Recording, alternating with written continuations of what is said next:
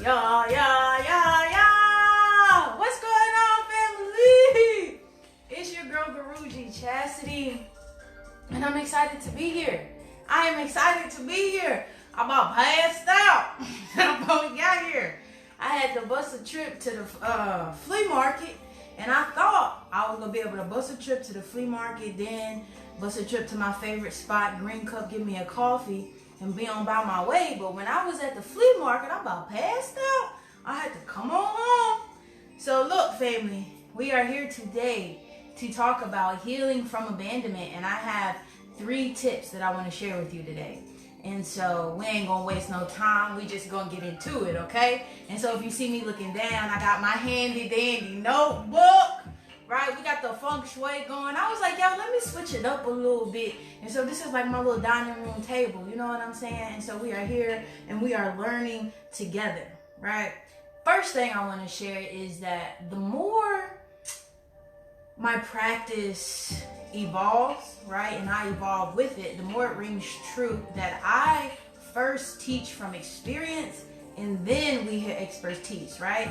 All of these tools that I share, I've used personally, and they have either worked for me on a large scale or on a small scale, but within using the tools that I share with you, I saw them impact my life, and so that's why I share them. And so I never want to give off the impression that I got all the answers, that I don't be out here fucking up.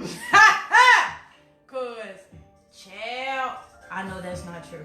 Okay, I be out here buck wild sometimes, and I gotta reel it back in with these tools, with this work that I do. And so that's all real, family, and I wanted to share that. So healing from abandonment, here we go. First one. As we explore these 3 tangible ways to evolve from abandonment, I want us to keep in the forefront of our mind that these tools are to be used from moment to moment. These are new levels of awareness, right? New things that maybe change your perspective, which makes whatever tool you're already using, or this as a start of a tool, to work, right? Because it's from moment to moment. Right? It's not anything that takes some researching, some excavating, some sitting with. No, these tools work right here, right now. First one being building trust in self. That's our first challenge, honestly, when we're healing from abandonment, is trust in self. Because what I've grown to understand about what abandonment is, right? It begins from a child. It's like the kid goes off. We're not even gonna go that big. We're gonna start small. When a baby is learning to crawl, right, family? When a babe is learning to crawl, it takes a few steps, looks back, make sure it's mama is still right there. It take a couple more steps, look back, mama's still right there. Okay, bet. Let's see what we can get into, right? That's what we begin to do as children when we want to grow and evolve our sense of self out in the world.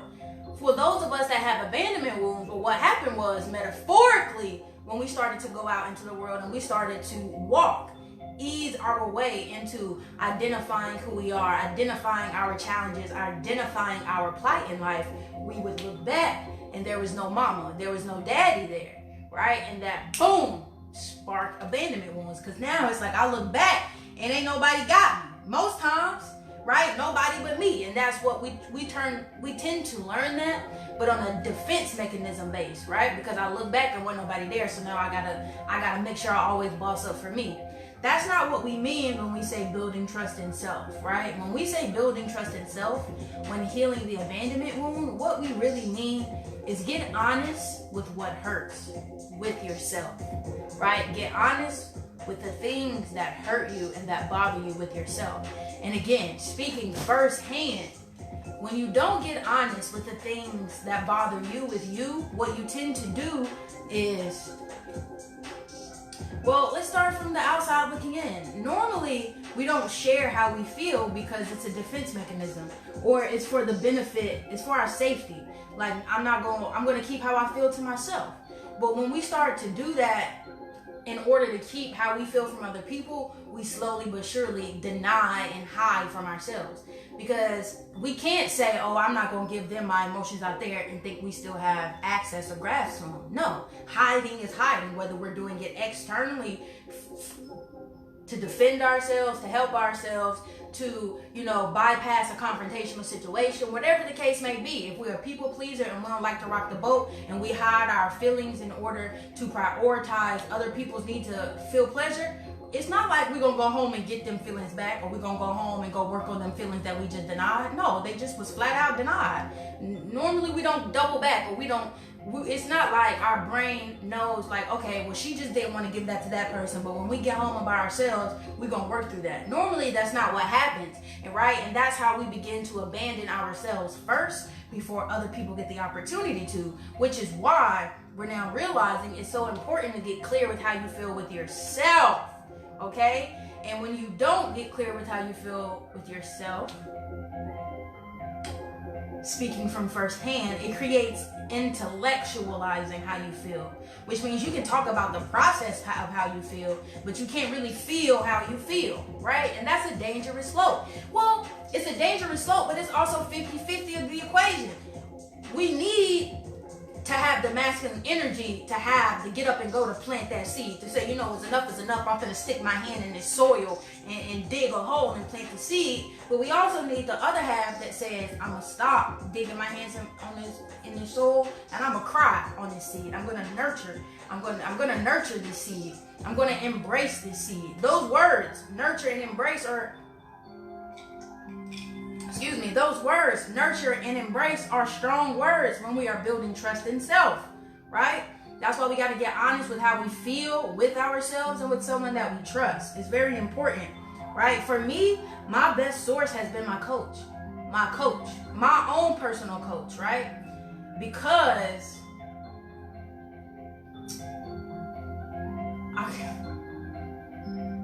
I don't want to say it's because I pay her, but it might be because I pay her. But there is a deeper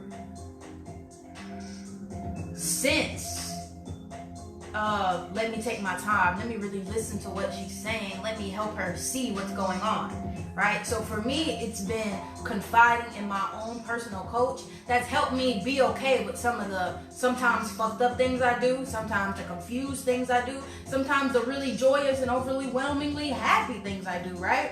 But finding somebody who knows my heart but also knows my mind, right, and I can share these ideas with, it's very important, right? And so that's why when we're building trust in ourselves, it's really nice and important to get honest with ourselves, but also with someone that we know and trust, right? And this doesn't mean it has to be a whole bunch of people, like you got to be out here telling people your business. And that's what we don't want, because we don't want to spread your energy thin by going and running off and just telling everybody your business and stuff, right? That's not what we're trying to get into, which is why I say find one person that you trust that you can share this info with, right? Next one. Whoo! Right? The 3 diaphragms. Proper breathing is going to save you a mountain of headache, because this is what we know. Emotions and thoughts. Emotions and feelings are 2 different things. Emotions are the external stimuli that we receive from the environment that is picked up in our body. Those are fleeting. Emotions are fleeting, right? Feelings are the thoughts that we attach to the emotions, right? And so now we got a whole different vibe with feelings. We attach to feelings. We put meanings on feelings. We become feelings when that emotion, that external stimuli was fleeting, right? And so the reason why it's important to engage these 3 diaphragms is because this is what happens. When we get that external stimuli, the first thing that happens is that external stimuli hits our amygdala. It's called an amygdala hijack. The first thing that the amygdala is hardwired to prioritize is fear and anger. So if my external stimuli, emotion, first hits my amygdala, right? So I get the responses, the signals, right, from my body takes it in, it goes right to my amygdala. If I don't want to get an amygdala hijack, I got to breathe. I got to breathe. Therefore, my body knows we are not in fight or flight, which is fear and anger. We are not in fight or flight. In fact, we are in rest and digest, and we can go to acceptance, right? We can go to choice. We got other options, but we have to engage the diaphragm. And this is why they say it's so important to breathe, family, in this spiritual work. These people online, I've seen it firsthand, because in the first 90 seconds, when you receive that external stimuli, right, and it goes to that amygdala, in them first 90 seconds, if you choose fear or anger, you ain't getting out of it. Woo! And I gotta laugh it off because I know you're not getting out of it, right? When I realized this, I sat back and looked at all my choices and was like, well, damn. A lot of my choices was either made out of fear or out of anger. And it's simply because I wasn't breathing. Not because I didn't know the choice that I actually wanted to make, or I didn't know what was necessarily best for me. It was just because I wasn't breathing. And because I wasn't breathing, I did not have access to that part of myself that knew. All right, that knew. So we have 3 diaphragms, family. Let's check it. First one, right there, right there. Hold your hand like this, take a deep breath in and send the air to your hand. You want to feel this get air. You want to feel this get hollow. Anytime we're doing breathing techniques and I say place your hand somewhere, it's just for awareness purposes. Send breath to your hand, right? So take a deep breath in through the nose and you're going to exhale through the nose.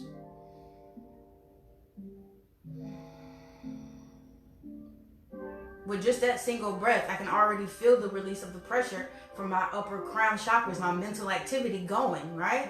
And then I exhale.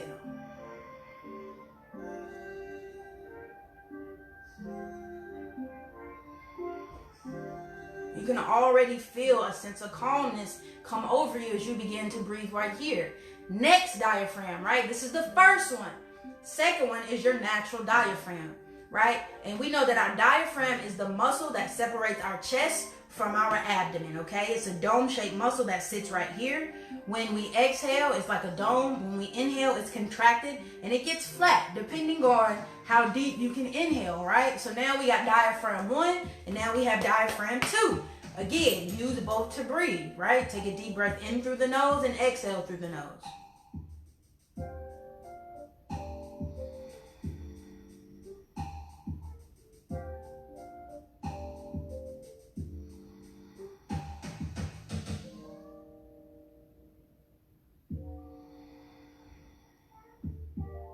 Right? And so now I can begin to feel when I'm pressing the air out, I can feel it engage here, right? And it's creating a clear channel because I'm hitting from the foundation of it all, 1, 2, and 3, right? Let's hit the third diaphragm. This one is getting more juicy for the ladies. We're about to do a Kegel.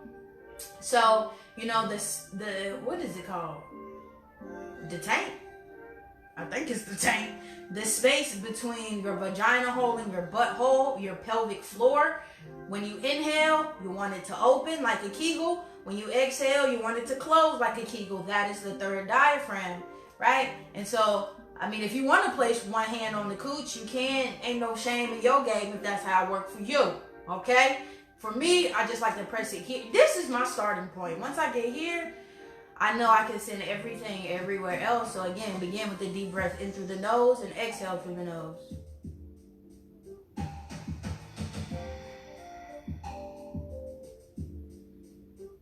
Open like you're doing a Kegel. Close on your exhale.